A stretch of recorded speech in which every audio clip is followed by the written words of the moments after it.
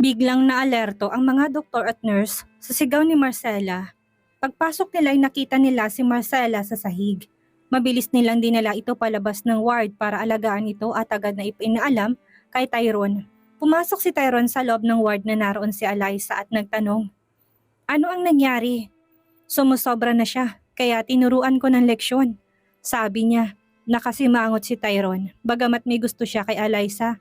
Hindi siya pwedeng maging ganun kakomportable na makita itong nakikipag-ugnayan sa ina ng kanyang mga anak. "Ano ang ginawa mo sa kanya?" Tanong ni Tyrone na iniisip na baka inatake siya ni Eliza dahil nainggit ito sa kanya. "Sinampal ko siya," prangkahang sabi ni Eliza. "Sinampal mong asawa ko?" Tanong ni Tyrone na may pagkadismaya sa muka. "Tulad ng sinabi ko, sumusobra na kasi siya," sabi ni Eliza at nang matanto niya kung gaano kalamig ang mukha ni Tyrone, sumama ang loob niya at lumabas. Umalis si Tyrone sa ward at pumunta sa ward ni Marcela. Gising si Marcela pero may IV drip na nakakonekta sa kanya. "Marcela, dahil ba sa sampal ni Eliza kaya ka nawalan ng malay?" Tanong ni Tyrone. Tumulo ang luha sa mata ni Marcela pagkatapos ay sinabi niya, "Sabihin mo sa doktor na magbigay ng CCTV footage na kung anong nangyari sa ward kanina para makita mo. Ikaw lang ang makakakita at makakahusga."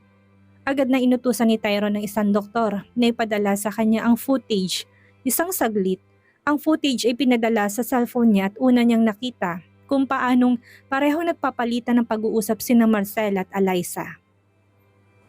Dahil hindi nakarecord ang audio footage ng CCTV, nakikita lang ni Tyrone ang paggalaw ng kanilang bibig. Wala na siyang naririnig na iba. Ang sumunod na nakita niya ay si Eliza lumalayo sa kinatatayuan nito at mas malapit kay Marcela, tapos sinimulang sampalin ng malakas ni Eliza si Marcela sa agresibong paraan at kahit parang sumisigaw si Marcela, hindi tumigil si Eliza sa pagsampal sa kanya hanggang sa mahulog ito.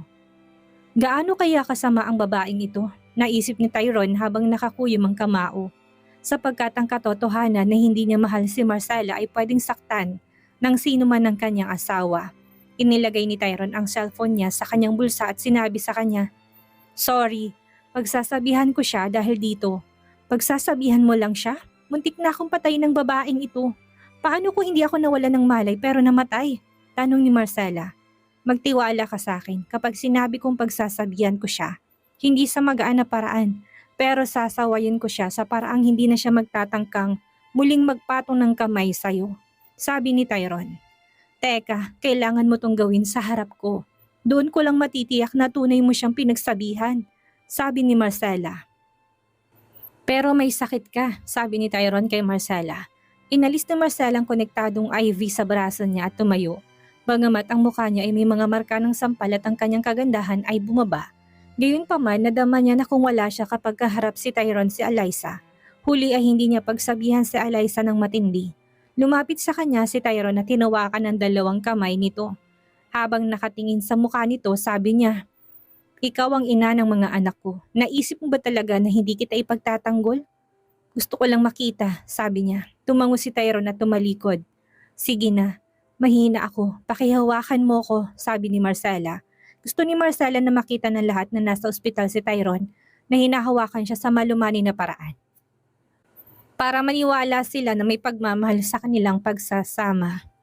Obligado si Tyrone at hinawakan ng kamay nito saka nagsimulang maglakad kasama siya sa labas. Nang makita ng mga pasyente at manggagawa ng ospital sina Marcela at Tyrone na magkasamang naglalakad, marami ang namulat na tuwa nang makitang nagkakasundo ang mag-asawa.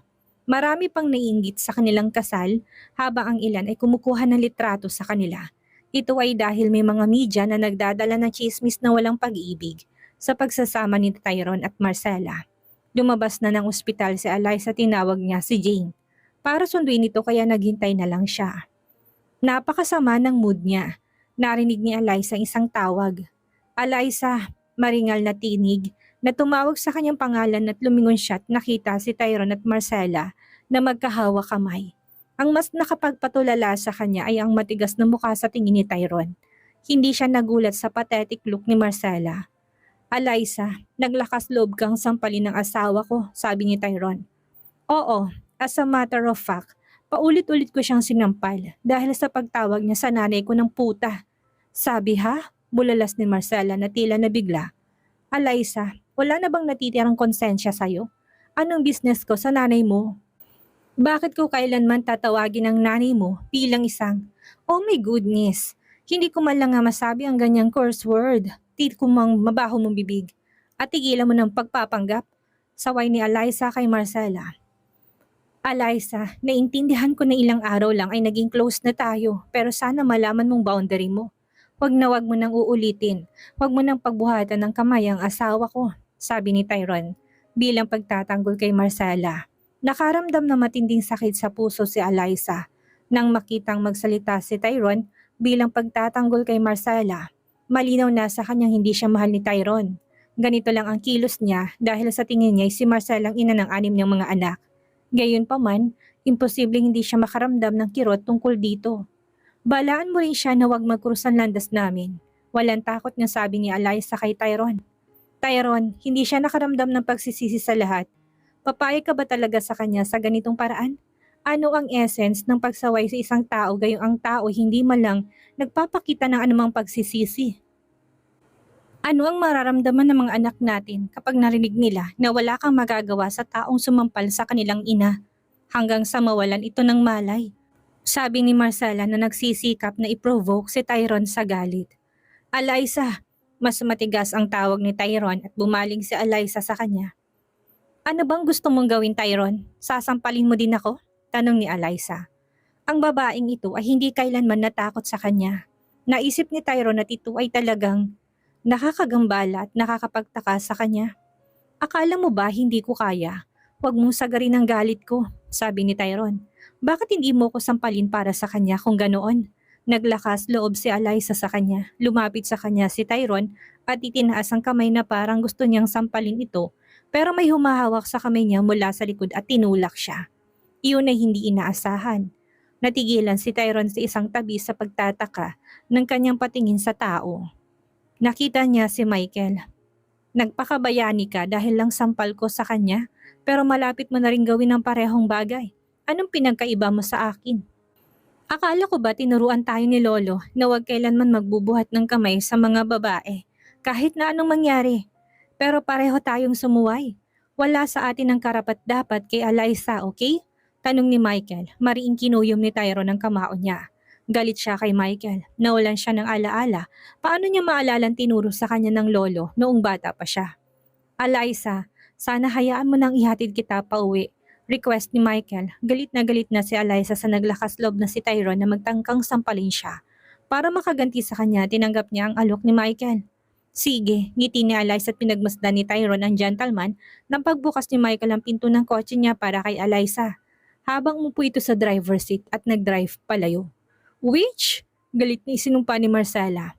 Hiling niya talaga na sinampal sana ni Tyron ng malakas si Alyssa. Masama ang pakiramdam ni Tyron sa nangyari. Hindi naman sa gusto niyang sampalin si Alyssa. Hindi niya kailanman gagawin yun. Gusto lang niyang takutin ito at tingnan kung matatakot ito pero bago niya ipaalam ang tunay niyang intensyon. Lumitaw na ang bastos na si Michael. Bumalik ka na sa ospital para makapagpahinga, sabi ni Tyron. Pakiakay mo ko pabalik sa loob, pakiusap ni Marcela. Gustong tahasang tanggihan ni Tyron noong una dahil kinasusuklaman lang niya ang babaeng ito. Kahit siya hindi alam kung bakit.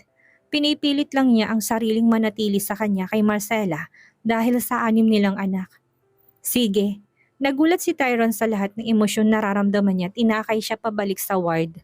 Pagkatapos niyang humiga muli sa kama, nag-excuse ito at pinuntahan ang mga bata. Pero nagulat siya nang tulog pa rin ang mga ito. Binigyan ba sila ng pampatulog? Naisip ni Tyron habang nakatingin sa mga batang nakahiga sa kama. Kasi paano sila makakatulog ng ganoon katagal? Dad, biglang tumawag si Aurora at kagad siyang lumapit sa kanya. Baby ko, gising ka na. Marahan niyang hinaplos ang ulo nito at tinalikan ng noo ng buong pagmamahal. May nararamdaman ka bang sakit? Nang makita ni Aurora ang bendahay sa kamay niya, nagtanong siya. Wala po, Dad. Ano nangyari sa akin? Naaksidente kayo ng mga kapatid mo, sabi ni Tyron. Napakunot noo si Aurora sa gulat at mupo ng tuwid. Tumingin siya sa kaliwat kanan at nakita ang kanyang mga kapatid na babae na tahimik na nakahiga sa kama. Ayos lang ba sila? Tinanong niyan tungkol sa kanyang mga kapatid na babae mula kay Tyron. Oo, pero tulog pa sila. Hihintayin na lang natin silang magising. Tyron said. Nakahinga siya ng maluwag at sinabing, Dad, nanaginip ako. Isang panaginip? Umpo si Tyron sa gilid ng kanyang kama at hiniling na. Sabihin mo lang sa akin. Naalala mo ba yung babaeng pumunta sa bahay namin a couple of weeks ago? Yung natakot kami? Tanong ni Aurora. Oo, sagot ni Tyron. Nakita ko siya sa panaginip namin. Siya ay parang siyang nanay namin. Kasama namin siya sa isang bahay, sabi ni Aurora. Napatakip ng kilay si Tyron sa gulat. Oh, paano mo nalaman na siya ang nanay mo sa panaginip? Tinatawag namin siya ng mga kapatid ko na mom. Nakita kong magkasama kami naglalaro. Sabi ni Aurora na pilit na binalikan ng bawat detalye ng kanyang panaginip. Ganun lang talaga minsan ng panaginip. Huwag kang mag-alala. Okay, ilang segundong inisip ni Aurora ang panaginip niya at sinabi niya kay Tyron. Pero paano kung siyang tunay na nanay namin?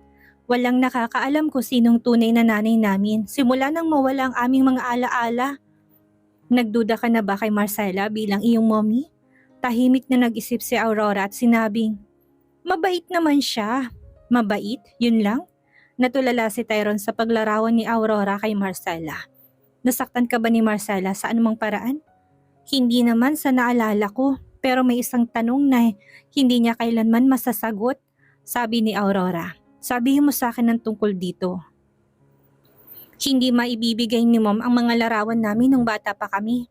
Posible bang hindi tayo magpa-picture nung maliit pa kami? Siyempre hindi. Ang bawat magulang ay laging kumukuha ng larawan ng kanilang mga anak kapag sila'y bata pat habang lumalaki sila. How come wala naman si Ma'am Marcella sa mga baby pictures namin? Pinag-isipan ni Tyron ang sinabi ni Aurora at nakita niyang may katuturan talaga ito. Dad, nawalan ka rin ng memorya kaya hindi ka talaga makasigurado sa katotohanan. Hindi mo ba nakikita na walang ni isa sa amin ang may anumang pagkakahawi kay Mom? Tanong ni Aurora. Si Aurora at ang mga kapatid niya ay nag-usap tungkol sa bagay nito ng ilang mga beses. Hindi nila pinagkakatiwalaan si Marcella ng 100% na siya ay ang kanilang ina kahit gaano man sinusubukan para maging mabuti sa kanila. Ngayon iniisip ni Tyron ang sinabi ni Aurora. Wala ni isa sa mga batang may pagkakatulad kay Marcella. Paano kung kumuha tayo ng DNA test? Tanong ni Aurora. Ano bang alam mo sa DNA? Tanong ni Tyron sa kanyang anak. Nagulat pa siya na matured ng usapan nito. Wala sa edad ni Aurora ang makakapagsabi ng ganun dahil napakaseryoso ng bagay na yon. Ang pakikipag-usap kay Aurora ay parang nagsasalita siya sa isang matanda at ngayon alam pa ng anak niya kung ano ang DNA. Nag-research ako tungkol sa kung paano pwedeng kumpirmahin ng isang bata kung sinong kanyang biological na magulang. At bukod sa pagkakatulad, isa sa mga paraang nakalista ay para magsagawa ng isang test gaya ng DNA.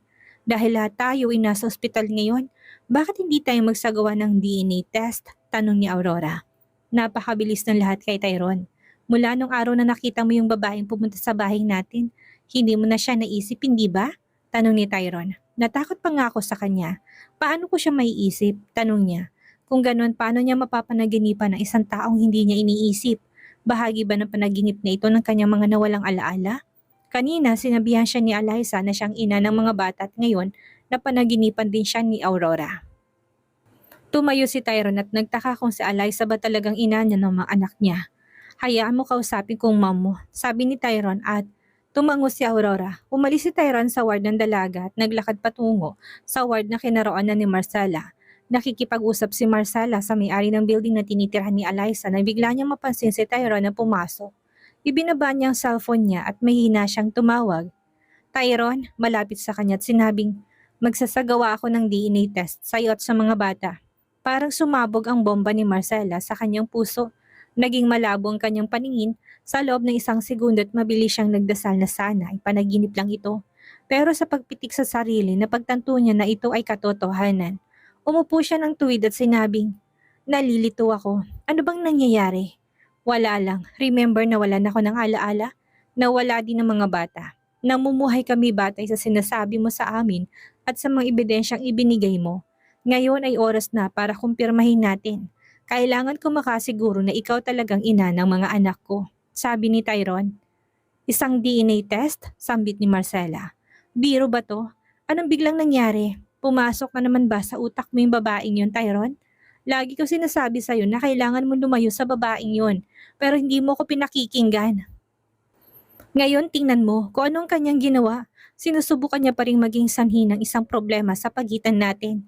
Isang problema sa pagitan natin? Ang pagsasagawa ng DNA test ay hindi magdudulot ng problema sa pagitan natin, hindi ba? Plus, hindi siyang pumasok sa isip ko at nagbigay ng idea. Pagkaalis ko dito, pumunta ako sa kids ward at mula noon hindi ko na siya tinawagan. Tyron, seryoso ka ba dito? Bakit tila kinakabahan ka, Marcela? Kung ikaw talaga ang tunay na ina ng mga batay, wala kang dapat ikatakot. In fact, dapat mo kong udyukin para maisagawa ito para mapatatag nito ang paniniwala ko sa'yo. Hindi ito agad naisip ni Marcela kung hindi ay sanay nakipag-partner siya sa isang doktor para sa isang peking resulta, pero ito hindi inaasahan at hindi niya napaghandaan. Pagkatapos ng ilang saglit ng katahimikan, tumawag si Tyron sa doktor at sinabing, magsagawa ka ng isang DNA test sa aking asawa at ang mga bata. Kailangan ko lang siguraduhin na siya ang kanilang ina. Patuloy na tumibok ng hustong puso ni Marcela. Gayunpaman nagawa niya sabihin, kung iyon ang magpapatatag sa iyong pananalig, kung gayon ay walang problema. Pinilit ni Marcelang itago ang takot sa muka. Kung malaman ni Tyron ang katotohanan, tsak na itataboy niya ito. Mawawala sa kanya lahat ng pinaghihirapan niya. Hindi nagtagal ay bumukas ang pinto at lumitaw ang doktor. Pagkatapos niyang batiin si Tyron, sinabi niya sa kanya, nasa isang masaya na estado pa parehong si Miss Marcel at mga bata. Hindi ko pa maipapayong kumuha ng dugo mula sa kanila ngayon. Pwede namin gawin ang test pagkatapos ng ilang mga araw. Naramdaman ni Marcela na parang may mabigat na batong inalis sa kanya. Mabilis nang sinabi sa doktor, hindi, pakikuha ng dugo ko. Kahit na mahimatay pa ako pagkatapos, pwede mo kong gisingin ulit, hindi ba? Kailangan ko na pong i-perform nyo ang DNA para makasigurong asawa ko. Napatingin si Tyron kay Marcel at lalo siyang nalito. Una, nagduda siya at ngayon ay kumilos na siya na parang masigurado siya ng mga bati sa kanya. Ilang araw po bang aabuti ng mga bata at ng kanilang ina bago makabawi? Tanong ni Tyron. At least 3 days. Pwede mo silang ibalik after 3 days at magsasagawa kami ng DNA sa kanila. Sabi ng doktor at minasura siya ni Tyron. Babalik kami dito sa loob ng 4 na araw para sa DNA test. Ayos ba yon? Tanong ni Tyron kay Marcela. Sige, asawa ko. Pwede ko bang itanong kung bakit bigla ka nagduda? Na hindi akong ina ng mga bata? Nais malaman ni Marcela ang ugat ng bagay na to. Huwag kang mag-alala, sabi ni Tyron at tumalikod. Na magsimula siyang maglakad patungo sa pintuan, mahinang tawag ni Marcela. Tyron, nang lumingon na siya, sinabi nito sa kanya. Pakis na muna bago ka umalis.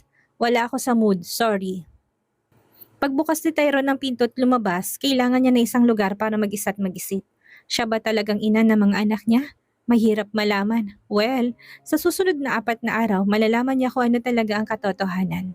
Samantalang natiling tahimik si Eliza sa upuan sa tabi ng driver's seat ng kotse ni Michael at matapos ang 20 segundong pagmamaneho, sumilip si Michael sa magandang side profile nito at sinabing, Eliza, I'm so sorry na pinilit kitang pumunta ng Amerika.